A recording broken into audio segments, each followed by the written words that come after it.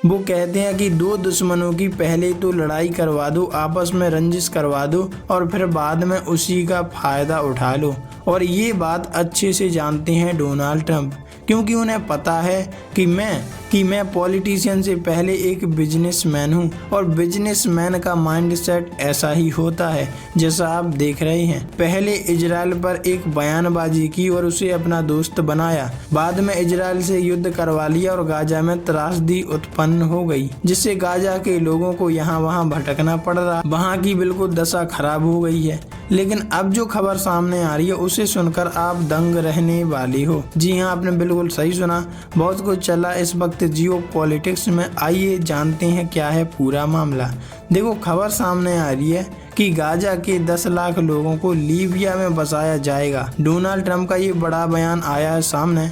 America के राष्ट्रपति Donald Trump ने फिलिस्तीन के लिए बड़ी योजना तैयार की है। अब ये फायदा के लिए योजना तैयार कर रहे हैं या फिर इसके पीछे कोई और मकसद छिपा है, ये तो नहीं बता सकते, जिस पर उनका प्रशासन तेजी से काम भी कर रहा है। NBC न्यूज की एक रिपोर्ट में बताया गया कि ट्रंप प्रशासन गाजा पट्टी के करीब 10 लाख लोगों को लीबिया में स्थायी रूप से पुनर्वास की योजना पर विचार कर रहे हैं। रिपोर्ट में इस योजना की जानकारी रखने वाले 5 अलग अलग सूत्रों के हवाले से दावा किया गया है कि ट्रंप प्रशासन ने इस प्रस्ताव को इतनी गंभीरता से लिया कि इसे लीबिया के नेतृत्व के सामने भी रखा गया। इसमें 2 मौजूदा अधिकारी और एक पूर्व अमेरिकी प्रशासनिक अधिकारी शामिल थे, जिनके अनुसार यह बातचीत कूटनीतिक स्तर पर हो चुकी है।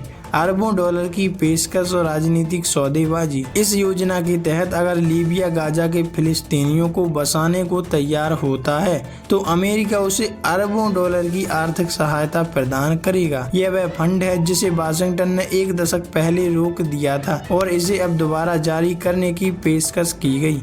विशेषज्ञों का ऐसा भी मानना है कि यह प्रस्ताव न केवल मानव अधिकार की दृष्टि से अत्यंत विवादास्पद है, बल्कि इससे मध्य पूर्व में स्थायित्व की उम्मीदों पर भी बुरा असर पड़ सकता था, क्योंकि गाजा के लोगों को उनके मूल स्थान से हटाकर किसी तीसरे देश में बसाने का विचार संवेदनशील राजनीतिक और नैतिक सवाल खड़े करता है। लीबिया का रुख और कूटनीतिक दुविधा। हालांकि यह स्पष्ट नहीं है कि लीबिया ने इस प्रस्ताव पर कोई ठोस सहमति दी थी या नहीं, लेकिन यह तय है कि इस योजना को लेकर बातचीत गंभीर स्तर तक पहुंच चुकी थी। एक और जहां लीबिया आंतरिक अस्थिरता से जूझ रहा है, वहीं ऐसे भारी संख्या में लोगों को बसाना देश की सामाजिक और आर्थिक स्थिति पर गहरा असर डाल सकता है। यह भी महत्वपूर्ण है कि लीबिया की जनता और क्षेत्रीय नेताओं की प्रतिक्रिया इस तरह की किसी प्रस्ताव पर नकारात्मक हो सकती है। कई विशेषज्ञों का तो ये मानना है कि फिलिस्तीनियों की जबरन बसावट ना तो